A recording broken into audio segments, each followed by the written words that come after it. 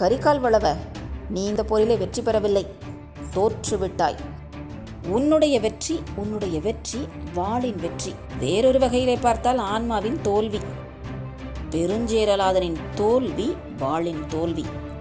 வேறொரு வகையிலே பார்த்தால் ஆன்மாவின் வெற்றி.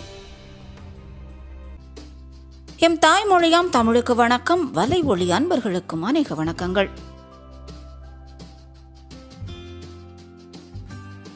புறநானூற்றின் 66வது பாடல் இது. பாடலை பாடியோர் வெண்ணிக்குயத்தியார், பாடப்பட்டோர் கரிகால் பெருவளத்தான். இப்பாடலின் திணை வாகை, துறை அரசவாகை.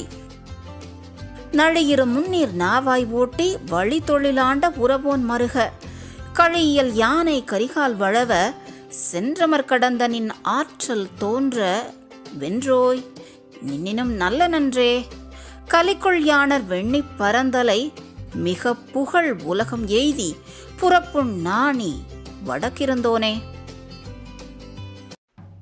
கதை 4. தோற்றவன் வெற்றி. வெண்ணி பரந்தலை என்ற இடத்தில் நிகழ்ந்த அந்த பயங்கரமான போரில் கரிகாலன் வெற்றி அடைந்தான். அந்த வெற்றியை கொண்டாடும் விழா அன்று அவையில் சிறப்பாக நிகழ்ந்து கொண்டிருந்தது. பாவாணர் பலர் அவன் வெற்றி மங்கல சிறப்பை பாடல்களாக கூறி பாராட்டி பரிசு பெற்று சென்று கொண்டிருந்தனர்.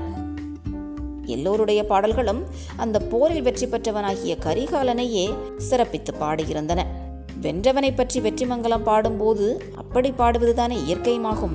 ஆனால் இறுதியாக வெண்ணிக்குயத்தியார் என்ற ஒரு புலவர், கரிகால் வளவ, நீ இந்த போரிலே வெற்றி பெறவில்லை, தோற்றுவிட்டாய் எனும் கருத்தை அமைத்து துணிவாக ஒரு பாட்டை பாடிவிட்டார்.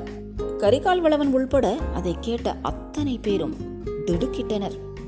வெண்ணிக்குயத்தியாருக்கு ஏதேனும் சித்த பிரமையோ என்று கூட நினைத்து விட்டனர் அவர்கள். வெண்ணிக்குயத்தியாரோ, சோழர் குலத்திலகமே, இந்த போரிலே உனக்கு தோற்று மார்பிலே பட்ட அம்பு முதுகிலே ஊடுருவியதற்காக சாகும் வரை வடக்கு நோக்கி உண்ணானோம் இருந்து உயிர் துறந்தானே பெருஞ்சேரலாதன், அவன்தான் வெற்றி பெற்றிருக்கிறான். நீ வென்றும் தோற்று நிற்கிறாய் என்று மீண்டும் கூறினார். கரிகாலனுக்கு சினம் வந்துவிட்டது. புலவரே, நீங்கள் சுய நினைவோடுதான் இதனை கூறுகிறீர்களா? யார் முன் கூறுகிறோம், என்ன கூறுகிறோம் என்பதை சிந்தித்து கூறுங்கள்.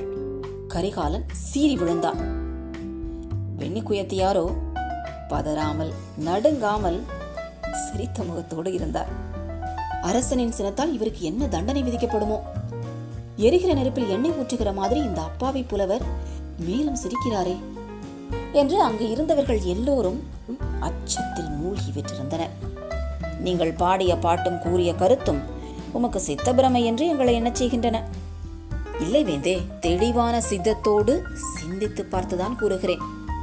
உன்னுடைய வெற்றி வாளின் வெற்றி. வேறொரு வகையிலே பார்த்தால் ஆன்மாவின் தோல்வி. பெருஞ்சேரலாதனின் தோல்வி வாளின் தோல்வி. வேறொரு வகையிலே பார்த்தால் ஆன்மாவின் வெற்றி. வாளின் வெற்றியை விட ஆன்மாவின் வெற்றி உயர்ந்தது. வாளாலே வென்ற வெற்றி மாறும், அழியும். ஆன்மாவால் பெற்ற வெற்றி என்றும் மாறாது, அழியாது. பெருஞ்சேரலாதன் தான் வெண்ணி பரந்தலை களத்திலேயே வடக்கு நோக்கி உண்ணாதிருந்து உயிர் நீத்து விட்டானே, அவன் ஆன்மா எப்படி வென்றதாகும்? அவன் உயிர் செத்து விட்டது என்னவோ மெய்தான் அரசே. ஆனால் அவன் புகழ் என்ற உயிர் உன்னாலும் வெல்ல முடியாத ஆற்றலோடு இப்போதுதான் பிறந்திருக்கிறது. அது சாகாத உயிர், சாஸ்வதமான உயிர். ஏதோ தத்துவ பித்து ஏறி உளறுகிறீர்கள் புலவரே. கரிகாலா, நீ இன்னும் என்னை புரிந்து கொள்ளாமலே பேசுகிறாய். இந்த வெற்றி விழா நாளிலே உன்னை பழித்து பாட வேண்டும் என்பதற்காக நான் வரவில்லை. மறைமுகமாக பார்த்தால் என் பாட்டும் உன்னை புகழத்தான் செய்கிறது. என் கருத்தை நீ ஆழ்ந்து சிந்தித்து பார்க்க வேண்டும். வெற்றி மமதையை துறந்து நடுநிலை உள்ளத்தோடு என் கருத்தை நினைத்துப்பார். நீங்கள் முதலில் உங்கள் கருத்தை விளக்கமாக கூறுங்கள். சற்றே பதற்றமும் சினமும் குறைந்து அமைதியாக புலவரை கேட்டான் கரிகாலன். பெருஞ்சேரலாதனும் உன்னை போல் பேரரசன் தான். போர் நடந்து கொண்டிருக்கும் போதே மார்பிலை தைத்த அம்பு முதுகிலை ஊடுருவி நுழைந்து விட்டதனால், ஆஹா, முதுகிலை புண்பட்ட நானும் ஒரு வீரனா? எதற்காக மானம் இழந்து நான் உயிர் வாழ வேண்டும்? வெற்றி விளைந்தாலும் இனி அது எனக்கு தோல்விதான் என்றெண்ணி வடக்கிருந்து உயிர் துறந்தான். வெற்றி தோல்வியை விட, என் உயிரை விட மானமே பெரிதாக தோன்றியது அவனுக்கு. தோற்று இறந்தான் இல்லை அவன். தன் மானத்தை காப்பதற்காக தன்னைத்தானே கொன்று கொண்டான். உன் வீரர்களோ நீயோ அவனை கொன்று வெற்றி பெறவில்லை. போரின் வெற்றியை நீ அடைந்து விட்டாலும் மானத்தின் வெற்றியை உனக்கு விட்டு கொடுக்க விரும்பவில்லை அவன். உள்ளத்தால் ஆன்மாவால் உயரிய புகழால் வெற்றிக்கும் மேலான வெற்றியை அவன் தன் உயிரை கொடுத்து அடைந்து விட்டான். இப்போது சொல், தோற்ற அவனுக்கு வெற்றியா அல்லது வென்று விட்டதாக இருமாந்து கிடக்கும் உனக்கு வெற்றியா? வெண்ணிக்குயத்தியார் ஆவேசத்தோடு பேசினார். ஒப்புக்கொள்கிறேன் புலவரே, நல்லவனை வென்றவன் தான் தோற்று போகிறான். நல்லவனோ தோற்றாலும் வென்று விடுகிறான். இதில் மெய் இருக்கிறது. கரிகாலனுடைய குரல் குழைந்து கரகரத்தது. சட்டென்று அவன் அவையிலிருந்து எழுந்து சென்று விட்டான். பாடலின் பின்குறிப்பு சிலவற்றை தெரிந்து கொள்வோமா? சேரனும் சோழனும் பேரரசர்கள், வலிமை மிக்கவர்கள். சோழன் எறிந்த அம்பு மார்பிலை தைத்ததை எண்ணி மகிழாமல் முதுகு வரை புண்பட்டதை நினைத்து வருந்தி உயிர் துறந்தான் சேரன். பகைவனே ஆனாலும் அவனது வீரப்பண்பை உணரச் செய்த புலவரின் மனித பண்பு இங்கு போற்றுதற்குரியது. சேரனது உடலை அம்பு துளைத்த பின்னும் சேரன் அயராது களத்தில் நின்றான். இது அவனது வைரம் பாய்ந்த உடலின் வலிமையை காட்டுகிறது.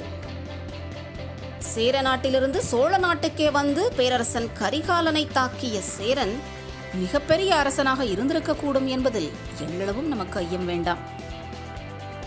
வெண்ணி என்ற சொல்லுக்கு மூவகை பொருள் கொள்ளலாம். சோழ நாட்டில் உள்ள வெண்ணி பரந்தலை என்கிற போர்க்களத்தை குறிக்கிறது. இது தஞ்சைக்கு 24 கிலோமீட்டர் தொலைவில் உள்ளது. வெண்ணி எனப்படுவது இக்காலத்தில் நந்தியாவட்டை என்று அழைக்கப்படுகிற மலரின் பெயர். வெண்ணி பரந்தலையில் உள்ள கரும்பேஸ்வரர் திருத்தலத்தின் தலவிருட்ச மரமும் இந்த வெண்ணி மரமேயாம். வெண்ணிக்குயத்தியார் சங்க காலத்தில் வாழ்ந்த குயவர் குலத்தைச் சேர்ந்த தமிழ் பெண் கவி இவர். மதுரை மீனாட்சி அம்மன் திருக்கோவிலில் சங்ககால புலவர்களின் சிலைகள் வைக்கப்பட்டுள்ளன. இச்சிலைகளில் முதலிடம் பெறுவது அகப்பொருள் பாடிய இறையனாரது சிலை. இரண்டாவது இடம் பெறுவது பெண்பார் புலவர் வெண்ணிக்குயத்தியாரது சிலை என்றும் ஓர் குறிப்புண்டு. அன்பர்களே, இத்திருத்தலத்திற்கு நீங்கள் சென்றால் தவறாமல் கண்டு வாருங்கள். அனைவருக்கும் நன்றி. அடுத்த கதையில் சந்திக்கலாம். என்னுடைய கதை சொல்லும் பாங்கு உங்களுக்கு பிடித்திருந்தால் லைக் அண்ட் சப்ஸ்கிரைப் பண்ண மறக்காதீங்க.